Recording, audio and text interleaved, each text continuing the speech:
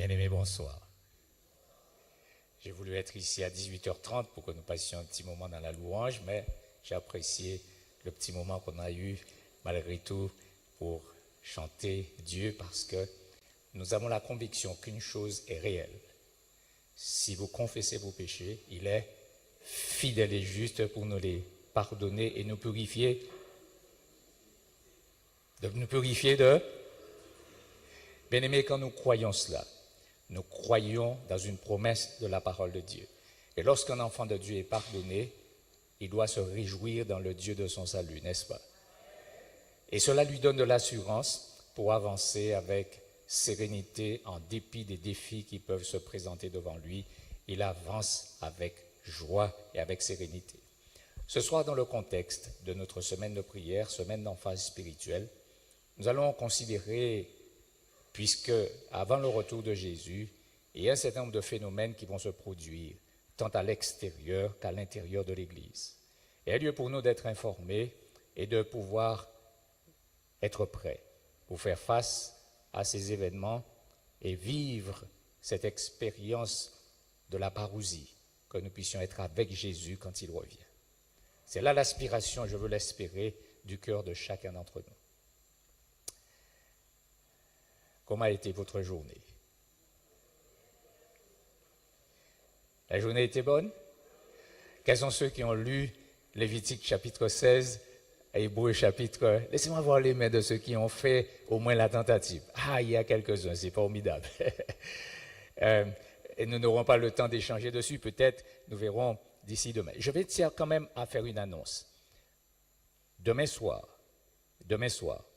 nous invitons les diacres, les diaconesses, aussi bien que les anciens, dans le contexte de la cérémonie de Sainte-Seine. Il faut que ça se prépare, pas vrai? Donc, il nous faudra anciens, diacres et diaconesses pour préparer la cérémonie de Sainte-Seine. Nous allons rester un instant. Donc, demain soir. Il est important que nous préparions. Le sujet que je vais faire demain soir sera jumelé avec le sujet de vendredi soir. Pourquoi? Parce que le sabbat matin, lors de la Sainte-Seine, il n'y aura pas de prédication. Il n'y aura pas de prédication. La Sainte-Seine est une puissante prédication. Une puissante prédication. On n'a pas besoin de paroles lorsqu'on comprend le sens de ce qu'on fait. Nous n'aurons pas de prédication. Il y aura simplement une citation que nous allons avoir et j'inviterai chacun d'entre nous à méditer sur cette citation. Mais nous n'aurons pas de prédication. Le sujet de jeudi et de vendredi, on va les compiler et samedi, il n'y aura pas de prédication. Mais préparons-nous pour ce moment, car c'est un moment important dans la vie du peuple de Dieu. Vous savez, des fois, nous ne mesurons pas l'importance de la cérémonie de Sainte-Seine. Préparons-nous chacun pour expérimenter encore le renouveau, le renouvellement que le Seigneur souhaite nous accorder à chacun. En tout cas, bienvenue à ceux et à celles qui sont ici ce soir pour que nous puissions poursuivre cette semaine d'emphase spirituelle. Nous voulons prendre du temps pour prier, nous voulons prendre du temps pour célébrer Dieu. Avant de passer à notre sujet du jour, je vais inviter les chantres à chanter un chant. Après quoi, nous allons prier et nous allons exprimer. Nous n'allons plus demander quoi que ce soit à Dieu. Nous allons le remercier pour ses faveurs, ses grâces qu'il nous a accordées. Le chant que nous allons chanter, c'est le 305. Amis, pourquoi tant de bonheur? Nous allons chanter ce chant, après quoi nous allons prier pour permettre au plus grand nombre d'exprimer leur gratitude à Dieu. Nous allons faire différemment. Je voulais qu'on prie par deux, mais nous allons prier par deux. Nous allons prier pour permettre au plus grand nombre. Nous n'aurons pas des prières longues, mais nous allons exprimer notre gratitude, notre reconnaissance à Dieu. Amis, pourquoi tant de bonheur?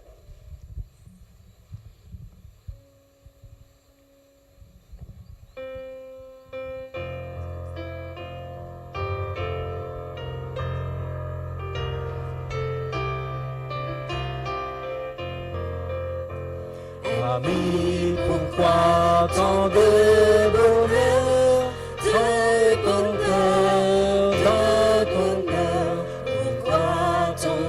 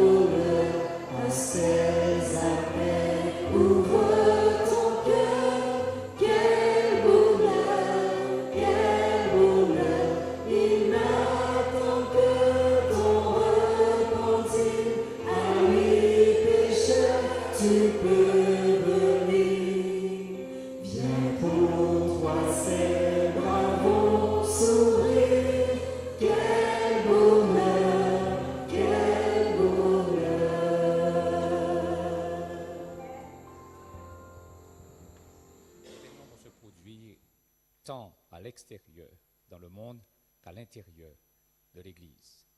Cela n'est pas un phénomène nouveau. Nous allons constater que dans la parole de Dieu, il est clairement indiqué qu'il y a des phénomènes qui vont se produire, mais nous devons être au courant. Et en étant informés, nous devons par conséquent nous accrocher encore davantage à Dieu, car c'est seul par sa grâce et par sa puissance que nous tiendrons debout. Nous ne pourrons pas tenir debout autrement que par la puissance et la grâce de Dieu. Ce soir, nous allons considérer un concept qui très souvent n'est pas toujours mis en évidence, mais qui est une réalité, le phénomène du criblage. Nous allons constater, nous allons voir de quoi parlons-nous lorsque nous parlons de cela. De quoi s'agit-il lorsque nous parlons du criblage? Le texte qui nous sert de support, de base, de réflexion, se trouve dans le livre du prophète Amos, au chapitre 9 et au verset 9. Nous allons lire le texte, notons ce que la parole de Dieu vous dit et ce qu'elle me dit. Amos chapitre 9, verset 9. Il y a une erreur à l'écran, c'est 9-9. Ce n'est pas 8-9, mais c'est 9-9. C'est bien ça. Si vous consultez dans votre Bible, vous allez voir que c'est ça. Il y a une erreur à l'écran. Car voici ce que déclare l'Éternel. Car voici, je donnerai mes ordres. Je secouerai la maison d'Israël parmi toutes les nations, comme on secoue avec le crible, sans qu'il tombe à terre un seul grain. Le criblage. Je vous invite à prier pour que Dieu nous éclaire et nous accompagne. Père, voilà tes enfants, dans un désir de t'entendre, toi, le Dieu du ciel, et non pas la voix d'un homme. S'il te plaît, que l'Esprit Saint accompagne ta parole dans nos cœurs avec la force que tu souhaites. Nous prions au nom de Jésus. Amen. Voilà une déclaration du prophète Amos, bien sûr, dans le contexte de l'histoire du peuple d'Israël. Israël, vous le savez, dans son vécu, avait une relation avec Dieu que nous pouvons qualifier en dents de scie. Tantôt, le peuple était dans un lien fort avec Dieu, mais des fois, il y avait une descente, ils oscillaient. Et nous voyons ça singulièrement dans le livre des Juges. Et à travers toute l'histoire d'Israël, c'est ce que nous constatons. Le texte dit, en relation avec ce peuple, le peuple de Dieu, il est dit ce qui suit. Dieu dit qu'il donnera ses ordres. Je donnerai mes ordres. Et qu'est-ce qu'il dit? Je secouerai la maison d'Israël. Vous savez, des fois, certaines choses se produisent au sein des églises de manière localisée, mais aussi de manière plus générale. Et des fois, nous nous interrogeons pourquoi ces choses se passent, pourquoi ces choses-là arrivent. Nous devons savoir qu'il y a un phénomène qui se produit tandis que les difficultés s'amoncellent et se présentent au sein de l'Église de Dieu. Dieu est en train de mener une sélection de ceux qui vont être qualifiés pour le ciel. Quelqu'un m'a même dit, mais le Seigneur ne souhaite-t-il pas que tout soit sauvé? Pourquoi fait-il une sélection? En fait, Dieu souhaite que tout le monde soit sauvé, mais malheureusement, toutes les personnes ne voudront, notez bien ce que je dis, ne voudront pas remplir les conditions pour être sauvés. Il veut que tout le monde soit sauvé, mais certaines personnes veulent être sauvées à leur façon. Puis-je vous dire, bien-aimés, Dieu ne va pas nous sauver à la manière que nous voulons, il va nous sauver de la manière qu'il a prévu de sauver l'espèce humaine. Et certaines personnes veulent. Et malheureusement, puisqu'ils n'entreront pas dans le cadre de ce que Dieu veut, malheureusement, ces personnes ne vont pas accéder au salut. Vous remarquez donc que le prophète dit que Dieu va secouer sa maison. Chose étrange. Nous verrons que Dieu procède de cette façon très souvent. Et des fois, cette expression secouer n'est pas nécessairement une action directe de la part de Dieu. Je vais vous donner un exemple tout à l'heure. Alors que nous continuons, notez ce qu'il est dit. Il va secouer la maison d'Israël parmi toutes les nations. Et notez ce qu'il dit ensuite, comme on secoue avec un crible. Vous savez ce que c'est qu'un crible? C'est un sorte de tamis. Quelque chose avec lequel vous tamisez. Ou encore, avant nos parents avaient une façon, quand ils avaient des maillis, pour pouvoir nettoyer la paille et du grain, ils allaient dans le vent et ils versaient et le vent emportait la paille et le grain restait dans le tamis. En fait, un crible, c'est ça. C'est quelque chose qui sert à tamiser. J'attire votre attention sur un fait. Dieu va faire passer au crible. Et notez un élément extrêmement important dans cette déclaration. La Bible affirme, sans qu'il ne tombe à terre un seul grain. Pas un grain. C'est-à-dire aucun enfant de Dieu qui aura placé sa confiance en lui ne tombera par terre et ne restera par terre. Restera sauvé par la puissance de Dieu. Aucun grain ne tombera. Cependant, ce qui va se passer, c'est que tous ceux qui méritent d'être écartés vont être écartés. Avez-vous remarqué que Jésus avait 12 disciples? Il y a un, ce n'est pas que Jésus a voulu le mettre dehors, il s'est mis dehors tout seul. Et c'est ce qui va arriver pour la plupart. Des individus vont se mettre dehors tout seuls. Parce qu'ils auront pris un autre chemin, ils auront décidé une autre orientation pour leur vie. Et ils se mettront dehors tout seuls. C'est ce que Judas a fait. Jésus désirait sauver cet homme. Jésus a tout fait pour que Judas soit sauvé. Mais cet homme a décidé que c'est son plan qu'il voulait réaliser en refusant celui que Jésus offrait. Mes amis, mon plan, quel que soit ce que je peux estimer dans sa valeur, n'a aucune puissance pour m'amener au salut. Tout ce qu'on peut prétendre, la sagesse de Dieu, le plan divin, c'est le meilleur plan pour l'espèce humaine. Aucun grain ne tombera par terre. Je vous disais qu'il y a un exemple. Lorsque Jésus est mort à la croix, c'est un moment de criblage, un moment de sélection. Car, à la mort de Jésus, il y en a énormément qui suivaient Jésus, mais qui ont laissé à la suite du fait qu'ils l'ont vu crucifié. Et vous connaissez cette phrase que les disciples ont prononcée, et beaucoup avec eux l'ont prononcée. Nous pensions que ce serait lui qui délivrerait Israël. Mais il est mort. On l'a vu de nos propres yeux. Il est suspendu entre ciel et terre. Il est mort. Par conséquent, et qu'est-ce qui s'est passé à ce moment-là?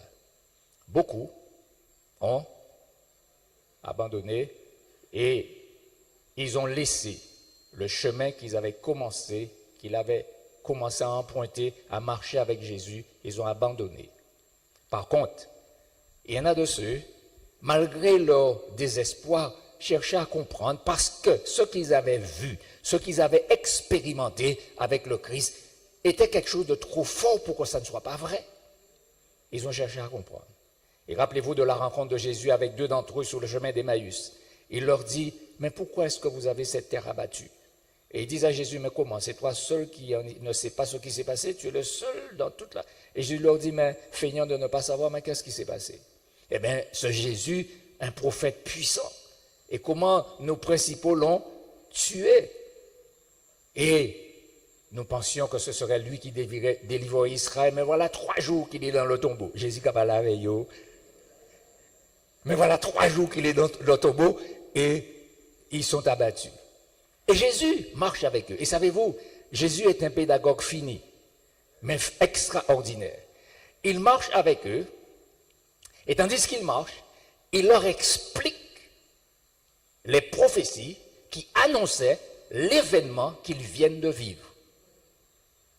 Il commence avec Moïse dans le jardin. Et je vous rappelle ce que nous avons dit hier soir, le premier sacrifice qui a eu lieu dans le jardin, cet habit de peau dont il a revêtu nos premiers parents. Un sacrifice a été fait. Nous voyons que Abel a fait un sacrifice d'animaux. Donc le système sacrificiel a été établi dans le jardin d'Éden. Remarquez, Jésus parle avec eux et il parle de Moïse, c'est-à-dire le Pentateuque, les 5 premiers livres. Et il leur explique, il leur expose Moïse, les psaumes et les prophètes, il leur donne toutes les informations concernant ce qu'ils viennent de vivre cette crucifixion qu'ils ont vue en direct, c'est l'agneau de Dieu qui était annoncé, qui est venu pour ôter les péchés du monde. Tandis que Jésus leur explique les Écritures, ces deux disciples ont leur cœur qui brûle au fond d'eux-mêmes. Et ceux qui se disent, mais il n'y a qu'une seule personne qui peut parler comme ça des Écritures.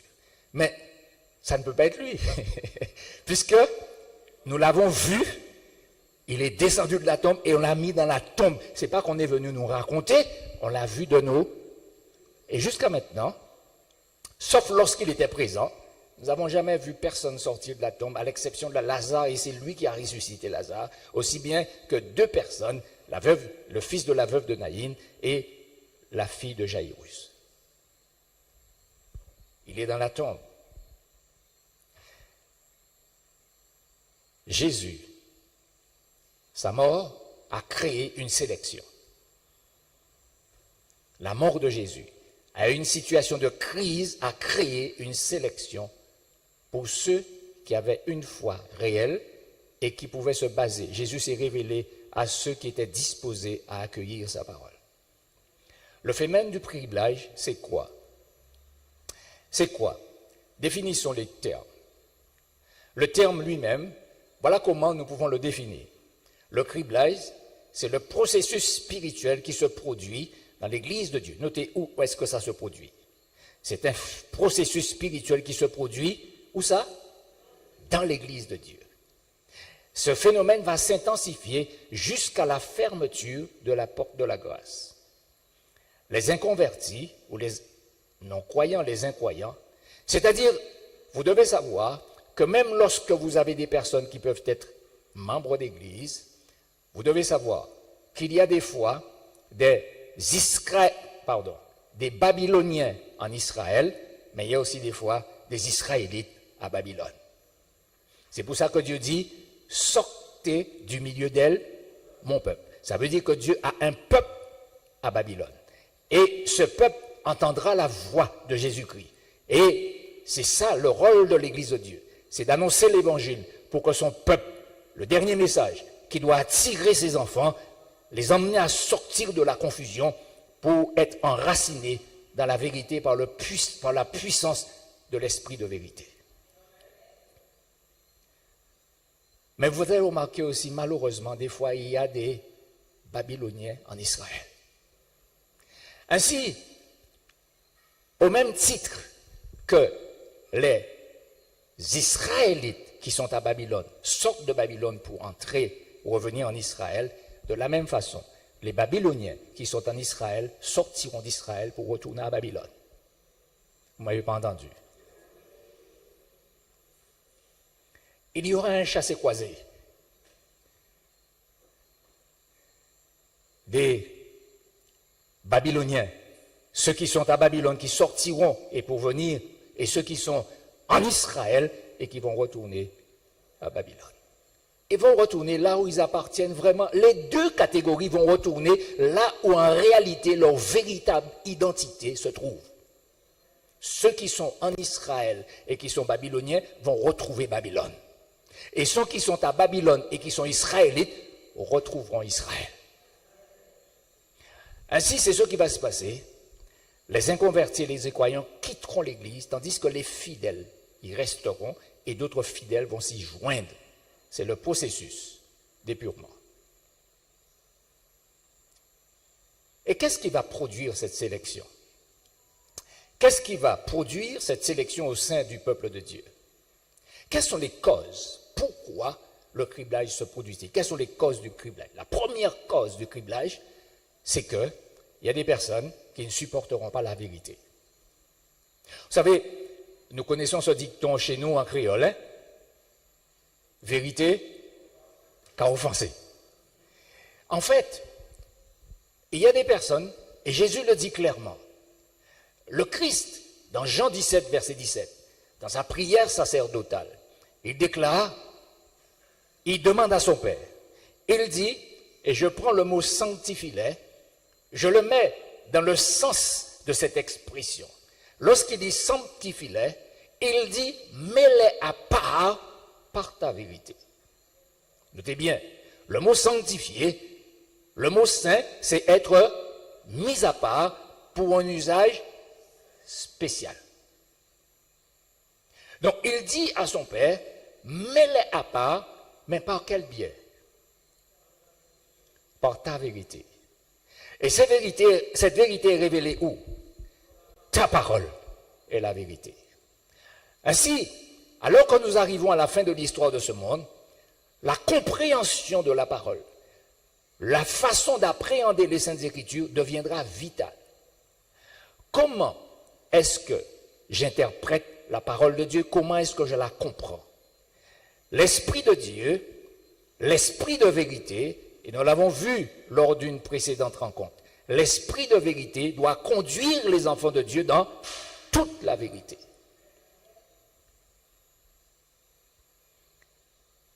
Et il y a quelque chose qui caractérise la vérité. Et il y a une puissance dans la vérité. La vérité a un pouvoir phénoménal. C'est pour ça que Jésus déclare, vous connaîtrez la vérité et la vérité vous rendra libre. Un pouvoir libérateur. La vérité libère les esprits, enlève les chaînes de la superstition, enlève les chaînes des mensonges du diable qui enchaînent les esprits. C'est ça le pouvoir de la vérité. Et lorsqu'un homme ou une femme laisse la parole de Dieu entrer dans son cœur, les mensonges de Satan sont réfutés et l'enfant de Dieu est enraciné en Jésus-Christ qui est non seulement la parole faite chair, mais elle est enracinée, l'enfant de Dieu, dans la parole écrite. Cette personne apprend à aimer la parole de Dieu.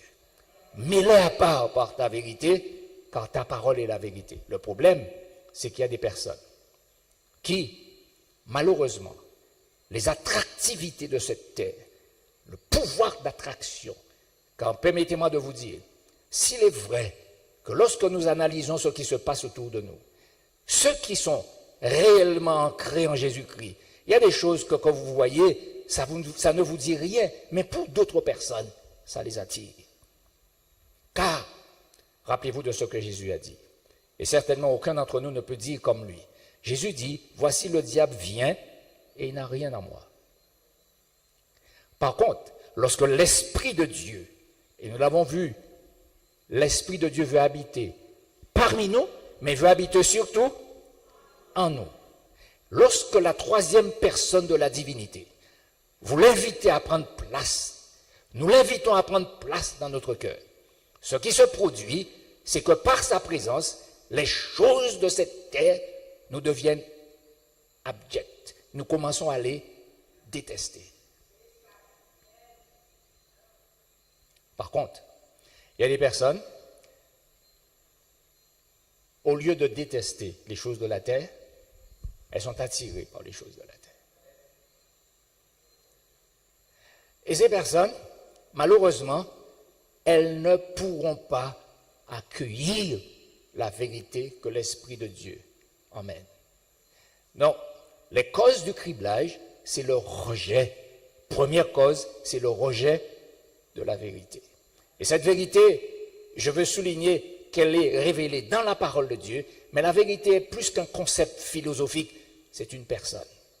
Donc en fait, c'est le rejet du Christ lui-même. Je suis le chemin, dit-il, la vérité et la vie. Nul ne vient au Père que par moi. On ne peut avoir la vie que par Jésus-Christ. La première cause du criblage, c'est la vérité. Deuxième cause du criblage, la peur de la persécution et de la souffrance. Vous savez, la persécution et la souffrance, le diable a réussi à utiliser cela comme une arme extraordinaire contre les êtres humains. Personne n'aime souffrir. J'ai bien dit personne.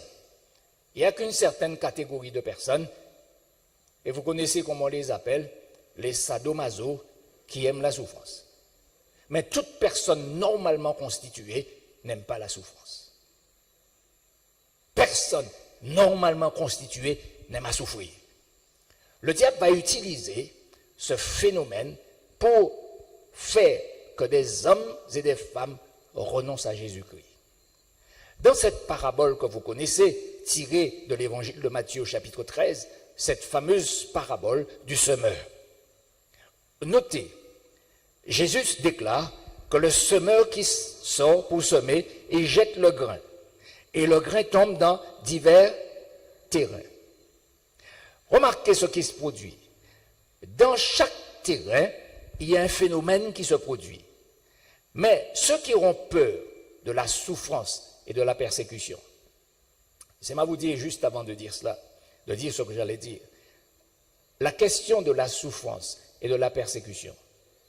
Personne, j'ai bien dit personne, normalement constitué, ne se lève pas un jour et déclare « Je n'ai plus peur de la souffrance, je n'ai plus peur de la persécution ». Ce n'est pas quelque chose qui est normal. Ce n'est pas quelque chose que je décrète. C'est un miracle de Dieu. Le moment où un homme ou une femme arrive au point que la souffrance, que le diable peut tenter de lui infliger, ou tout acte de persécution. Vous avez remarqué que les apôtres, on les a emmenés, on les a battus. Le texte dit, comment quelqu'un, vous prenez un fouet, vous le battez, et là il est sorti, il rit, il est content parce qu'on bat lui. C'est quelque chose qui n'est pas humainement possible, mais c'est la présence de l'Esprit de Dieu dans ces individus qui leur ont permis de supporter cette souffrance et de l'accepter, aussi étrange que cela puisse vous paraître et me paraître, accepter la souffrance avec joie. Ainsi, la persécution et la souffrance vont faire qu'il y a des personnes.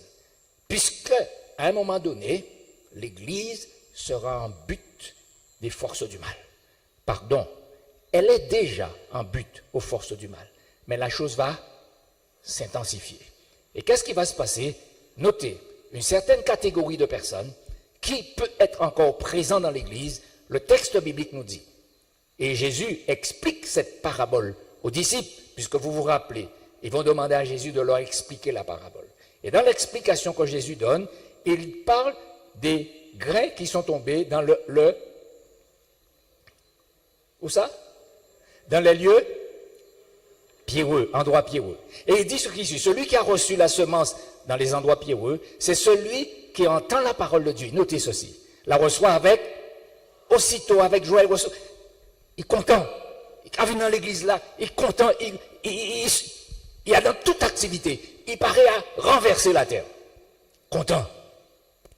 Mais Jésus dit ceci, au verset 21, mais il n'a pas de racine en lui-même. Il manque de persistance. Et dès que survient une tribulation ou une persécution, qu'est-ce qui se passe? C'est une cause, notez bien, persécution à cause de la parole. Qu'est-ce qui se passe? Il trouve une occasion de chute. Il a laissé tomber. Sélection. La sélection se fait.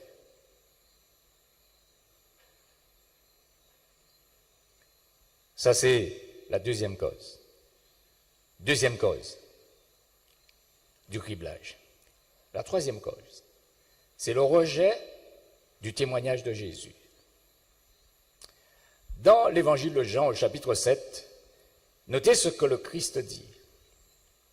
Le monde ne peut vous haïr. Il faisait allusion ici à ses frères de chair, en lien avec Joseph, ses frères.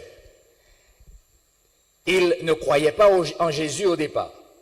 Ils n'avaient pas adhéré à la foi.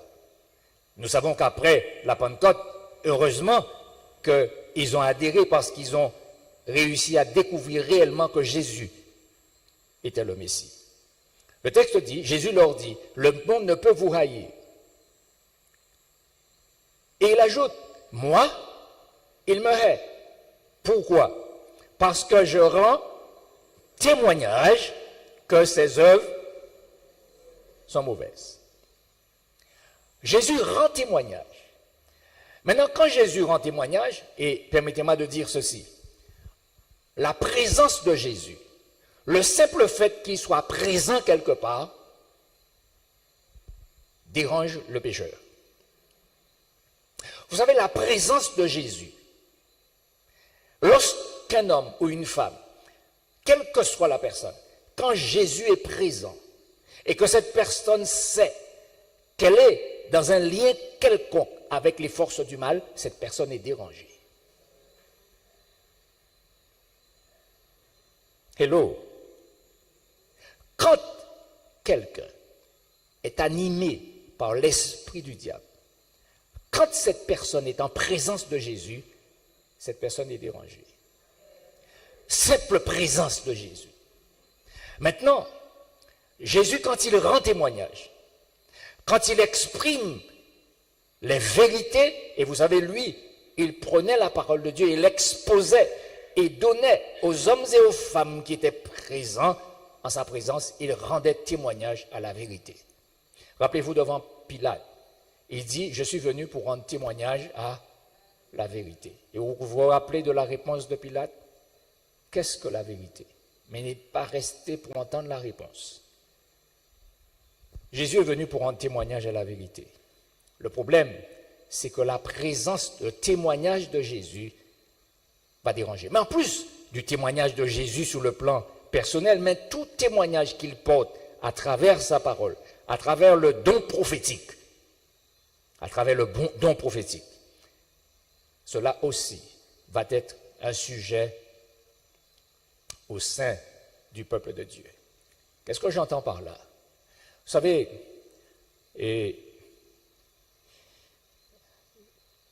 j'ai personnellement expérimenté, et c'est la raison pour laquelle je suis pleinement convaincu, mais totalement convaincu, en ayant pris le temps de l'étude du don prophétique d'Ellen White. Je l'ai étudié. Et puisqu'au départ de ma conversion, je ne l'avais pas accepté. Ça me paraissait étrange. Pour moi, la Bible était, en ayant la Bible, c'est suffisant. Ce n'est pas la peine.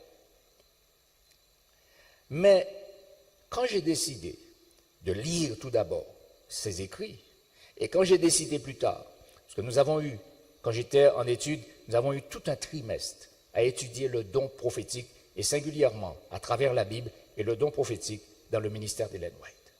Ce que nous appelons dans notre jargon en tant que chrétiens adventistes, les témoignages. Les écrits d'Ellen White sont considérés comme des témoignages, puisque c'est l'Esprit de Dieu qui est inspiré, comme il inspirait les prophètes du Nouveau et de l'Ancien Testament. Bien-aimés, le problème aujourd'hui, c'est que beaucoup de personnes qui prétendent avoir adhéré à la foi chrétienne adventiste, maintenant, laissez-moi dire une chose, si je ne suis pas adventiste et que je n'adhère pas à cela, pour moi, il n'y a aucun problème. Mais le problème, c'est que certaines personnes se prétendent être enfants de Dieu dans l'église adventiste et disent que c'est, alors que des fois, ils ont dit ça pas vrai, ils n'ont pas étudié et ils n'ont pas qu'à lire le livre là. Et savez-vous, il n'y a pas très longtemps, j'ai échangé avec quelqu'un qui me donne ce que cette personne considère comme étant une contradiction dans les écrits d'Ellen White. Mais le problème, c'est qu'il me donne une citation, et la personne me donne la citation, et je lui donne une citation totalement opposée de la citation qu'il vient de donner. Mais il me dit comment? Elle se contredit alors. Je dis non, c'est que la citation que tu viens de me lire, tu ne l'as pas contextualisée. Tu ne l'as pas mis dans son contexte, et par conséquent, tu peux faire dire à cette citation ce que l'auteur n'a jamais voulu dire. Et très souvent, c'est ce qui arrive. Des individus font dire au texte, et que c'est valable aussi pour la Bible, mais aussi c'est aussi valable pour les écrits d'Ellen White. Si vous ne lisez pas, et si vous n'étudiez pas ce qu'elle dit, laissez-moi vous dire une chose. Comme je l'ai dit la dernière fois, Yuki fait boire l'eau moussage pour l'être. Je suis convaincu qu'elle est inspirée. J'ai la profonde conviction de cela. Je l'ai étudié, je l'ai lu et je suis pleinement convaincu. Le rejet des témoignages. Non seulement le témoignage direct dans la parole, mais aussi ce que nous appelons dans notre jargon les témoignages donnés par Dieu par son esprit et d'ailleurs, c'est ce qui est écrit dans l'Apocalypse chapitre 17, verset 12, verset 17 et verset 19, verset 10. Le témoignage de Jésus est l'esprit de prophétie, l'esprit de Dieu qui anime tous les prophètes, y compris celui-ci. Très bien. Donc, troisième, c'est le rejet du témoignage. Quatrième cause, ce sont les fausses théories. Aujourd'hui, il y a une foultitude. Et maintenant, on peut aller sur YouTube, vous avez des choses, faut pas même savoir sa bourgeoisie. Tellement tine. Quand on analyse, il y a des informations, énormément d'informations. Le problème, c'est que les enfants de Dieu aujourd'hui doivent apprendre à choisir. Maintenant, quand je dis ça, ne me comprenez pas mal. Il se peut que je veuille faire une recherche sur un mouvement religieux. Pour faire mes recherches, il faut bien que je puisse avoir des informations sur ce mouvement-là. Est-ce qu'on se comprend? Mais mon objectif, c'est de faire des recherches. Mais quand je fais des recherches, il faut d'abord que je m'assure que dans ma propre foi, quelque part, j'ai déjà une certaine assise. J'ai un certain enracinement. Le problème, c'est que beaucoup de personnes laissent les choses les entraîner. Voilà ce que dit l'apôtre Paul à son jeune disciple Timothée. Mais l'Esprit dit expressément, qu'est-ce que vous lisez? Que dans les derniers temps, qu'est-ce que vous lisez, bien-aimés? Quelques-uns abandonneront la foi. Et l'auteur dit, pour s'attacher à des esprits séducteurs, et qu'est-ce que vous lisez ensuite? Des doctrines de démons. Les paroles sont fortes.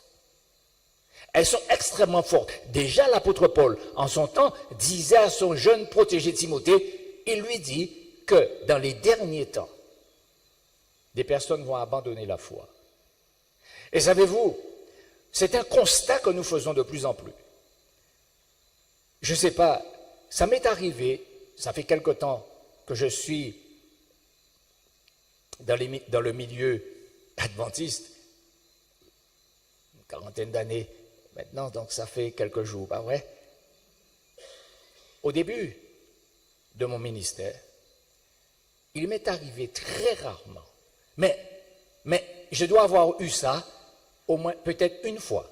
J'ai au moins un souvenir, une fois, que quelqu'un m'a envoyé un courrier à l'église pour demander qu'on leur a dit. J'ai eu ça une fois.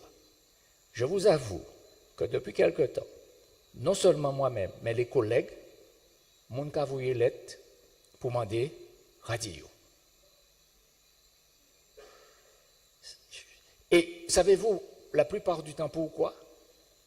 J'échangeais avec quelqu'un, et cette personne me disait, quelqu'un qui était dans l'église, et peut-être certains savent de quoi je parle, quelqu'un qui était dans l'église, et qui, pour des raisons qui lui appartiennent, cette personne a quitté l'église. Et savez-vous ce que cette personne prône aujourd'hui? La personne est arrivée et elle capte l'attention de jeunes femmes comme des jeunes hommes, et singulièrement des jeunes femmes. Elle capte leur attention. Et savez-vous ce qu'il prône? Cette personne prône la philosophie du vaudou. Un monde qui était dit dans l'église. Quand le texte vous dit que ces personnes-là vont enseigner des doctrines de démons, ce n'est pas juste une parole, ça se fait dans les faits, dans la réalité. Et le drame, c'est que c'est fou. Et je ne vous parle pas de personnes à l'extérieur qui sont... Et quand vient prendre mon en dit dans l'église là.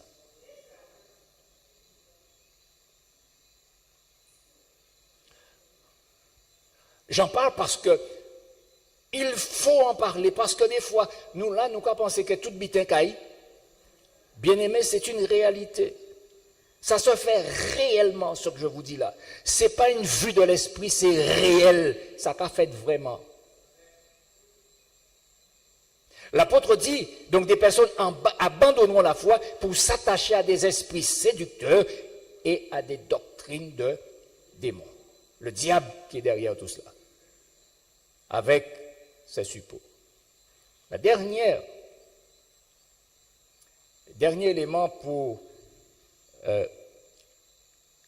souligner, le dernier élément, c'est les séductions sataniques. Les causes du criblage. Pourquoi? Qu'est-ce qui va provoquer le criblage? Les séductions sataniques. Dans Apocalypse chapitre 13, vous connaissez ce texte. La deuxième bête qui sort de la terre, nous est-il dit, elle séduisait les habitants de la terre. Le diable va déployer, tandis que nous arrivons à la fin de l'histoire de ce monde, les séductions sataniques seront telles. Et permettez-moi de vous dire, ces séductions sataniques ne vont pas se baser, contrairement. Maintenant, si quelqu'un vient vous parler, et je vous ai dit qu'il y en a de certaines personnes qui peuvent être attirées par cette philosophie vaudouisante, mais la plupart d'entre vous, peut-être, vous n'allez pas être séduits par cela. Mais voilà une chose qui va se produire. Et quand vous lisez ce que le Christ lui-même dit, dans Matthieu chapitre 7, quand vous lisez ce qu'il dit, les versets 21 et suivants, plusieurs diront à Jésus, et Jésus dit, ceux qui me disent, Seigneur, Seigneur, n'entreront pas tous dans le royaume. Mais il ajoute, c'est celui-là qui seul fait.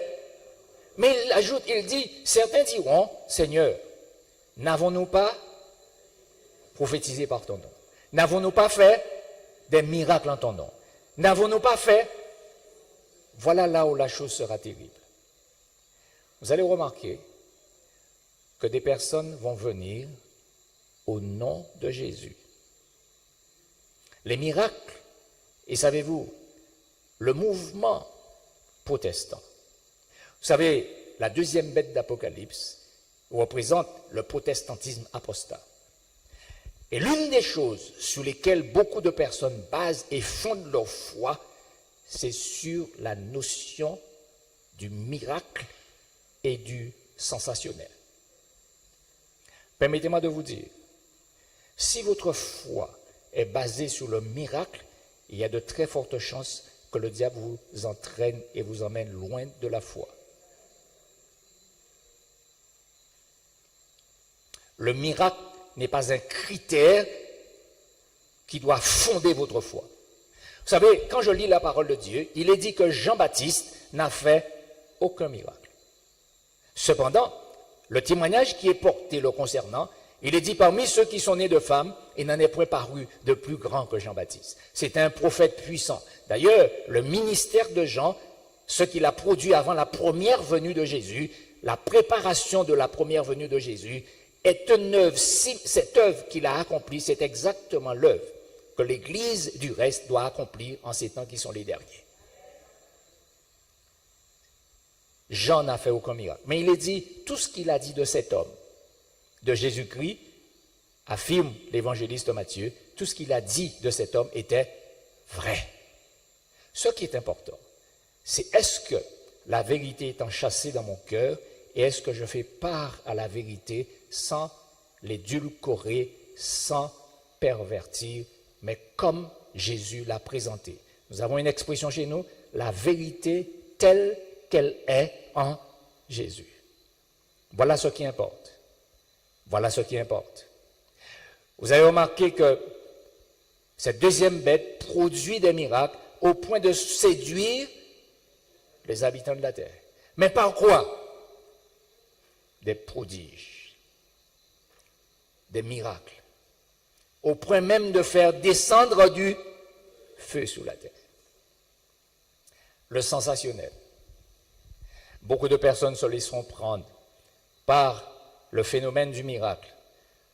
Ne me comprenez pas mal. Je crois que j'ai un Dieu qui fait des miracles. Je crois cela. Mais ma foi n'est pas fondée sur le fait des miracles. S'il produit un miracle, il fait quelque chose pour ses enfants, béni soit l'Éternel. Mais s'il décide de ne pas produire de miracle, ma foi restera ancrée en lui malgré tout. C'est ce que les jeunes Hébreux ont dit devant Nebuchadnezzar. Ils ont dit à Nebuchadnezzar, notre Dieu peut nous délivrer. Mais s'il décide de ne pas le faire, nous n'allons pas nous prosterner devant ton image malgré tout. Nous savons qu'il a la puissance de le faire. Je crois en la puissance de Dieu. Mais nous devons faire très attention, puisque le pouvoir du diable va se déchaîner en ces temps qui sont les derniers. Maintenant, la bonne nouvelle à travers le criblage, c'est quoi? Maintenant, je vais vous inviter à prendre votre Bible, puisque nous allons terminer. Je vais vous inviter à lire vous-même. Il y a des textes que nous allons lire ce soir, avant que nous puissions nous quitter. Je vous ai mis certains textes, et si je disais ça à quelqu'un, je vais vous donner à aller dans la parole de Dieu maintenant. La bonne nouvelle à travers le criblage, c'est d'abord, ce que Dieu cherche à travers le criblage, c'est dans le cœur de ses enfants fidèles, de renforcer l'assurance et la confiance. Le renforcement de l'assurance et de la confiance en Dieu. Notez ce que Pierre nous dit dans 1 Pierre, chapitre 1er, versets 6 et 7. 1 Pierre, chapitre 1er, versets 6 et 7. Que dit le texte? Il y a une bonne nouvelle à travers le criblage. 1 Pierre, chapitre 1er, versets 6 et verset 7.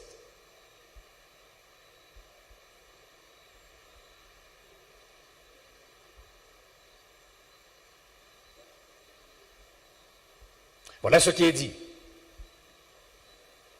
C'est là ce qui fait votre joie. Quoique maintenant, puisqu'il le faut, c'est l'apôtre qui parle, puisqu'il le faut, vous soyez attristés pour un peu de temps. Par quoi? Diverses épreuves. Mais notez ce qu'il dit au verset 7. Afin que l'épreuve de votre foi, plus précieuse que l'or périssable, qui cependant est éprouvé par le feu, ait pour résultat quoi? La louange, la gloire et l'honneur lorsque Jésus-Christ apparaîtra. Ainsi, les épreuves ont pour but de renforcer la confiance et l'assurance des enfants de Dieu dans leur Rédempteur, dans le retour de Jésus. Ça, c'est la bonne nouvelle. Parce que, vous savez, si la souffrance et les épreuves n'avaient pas un tel objectif, vous conviendrez avec moi, Dieu, en laissant ses enfants souffrir, serait considéré comme un sadomaso. Mais Dieu n'est pas un sadomaso. Il permet à ce que ça arrive pour renforcer votre foi et renforcer ma foi et la confiance en Dieu. Quelle est la bonne nouvelle? La bonne nouvelle, c'est qu'à travers les épreuves, nous parvenons à être victorieux sur les forces du mal. Notez ce qui est dit dans Apocalypse au chapitre 12 et au verset 11. Un texte que nous connaissons bien, mais des fois, nous n'avons pas toujours bien compris ce qui est dit à travers cette déclaration. Lorsque l'ange déclare que le diable est descendu, l'accusateur des frères, celui qui accusait, le salut est arrivé, une déclaration, le salut est arrivé, le règne de notre Dieu, verset 10, et l'autorité de son Christ, car il a précipité l'accusateur de nos frères et celui qui les accusait devant notre Dieu jour et nuit. Verset 11. Ceux-là, ils ont vaincu le diable à cause du sang de l'agneau.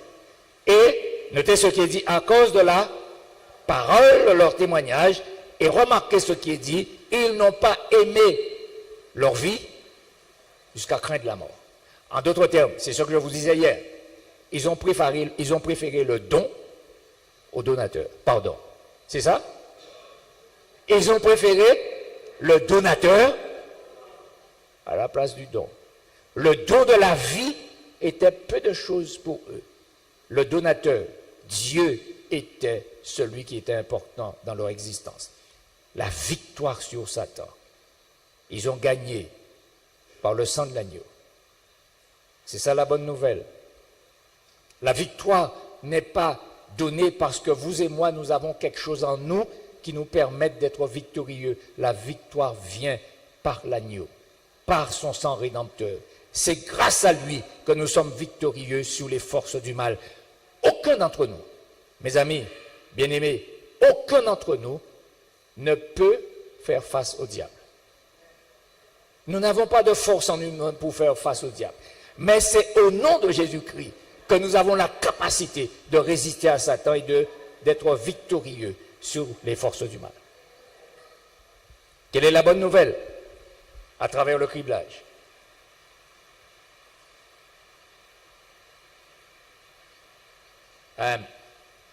Enfin, la dernière chose, c'est que le criblage renforce notre espérance. Notre espérance dans le second avènement de Jésus-Christ. Le criblage renforce. Ça peut paraître paradoxal, mais bien aimé, c'est bien réel. Notez ce que l'apôtre Paul nous dit dans son épître aux Romains pour conforter, confirmer ses dires. Romains chapitre 5. Nous lisons les versets 3 à 5. Notez ce qu'il dit.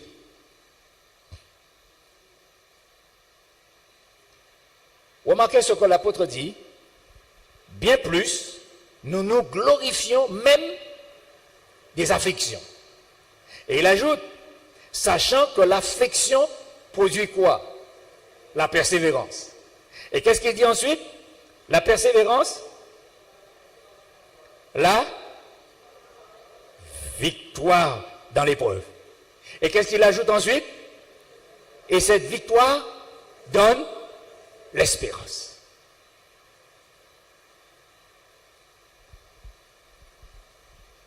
Dieu souhaite renforcer dans votre cœur et dans mon cœur l'espérance du prochain retour de Jésus. Le criblage est en train de se faire. Le criblage se poursuit et se poursuivra jusqu'avant la fin du temps de grâce. Il y aura ce mouvement. Mais quand la porte sera fermée, chacun aura décidé du camp dans lequel il a décidé d'être ou de rester. Les enfants de Dieu, avec Jésus, et ceux qui ont choisi le camp de l'ennemi, marcheront après la bête. Et malheureusement, nous connaissons quelle sera la destinée de cette bête. Bien-aimés, puisse le Seigneur nous aider, en ces temps qui sont les derniers, à réaliser que nous sommes arrivés au dernier jour. Le but des épreuves, le but du criblage, l'objectif de Dieu en permettant les crises, c'est pour que les cœurs soient dévoilés. Les crises ont cet objectif, de mettre à nu ce qui se passe dans les cœurs et que personne ne voit. Les crises permettent de voir qui est qui. Seules les crises permettent cela. Puisse Dieu nous aider, alors que nous arrivons à la fin de l'histoire de ce monde, de savoir que les épreuves, l'affliction produit la persévérance, la victoire, et la victoire, l'espérance. Cette espérance, nous l'avons enchâssée dans nos cœurs. Et nous allons, avant de prier, nous allons chanter cette espérance. Nous allons chanter notre chantème avant d'avoir notre prière de clôture pour ce soir et revenir demain soir pour continuer ensemble à réfléchir autour de la parole de Dieu.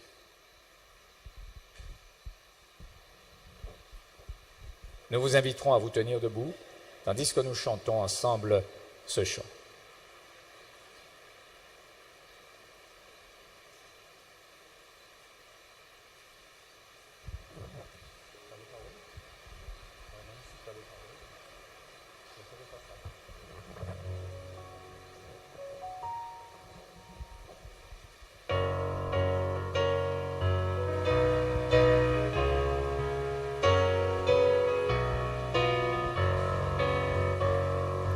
Louange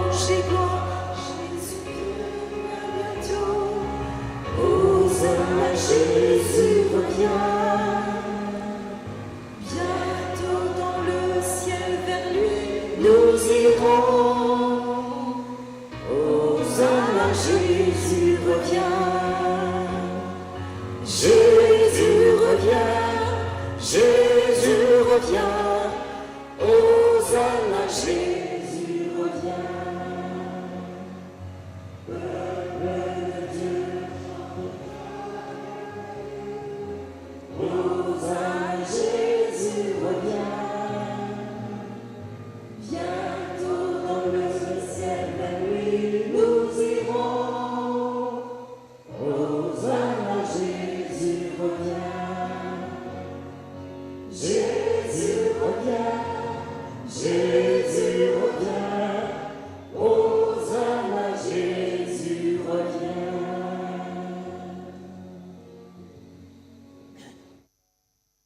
Je vous invite à incliner la tête pour la bénédiction. Béni sois-tu, Père. Tu es en train d'organiser tout pour le prochain retour de Jésus.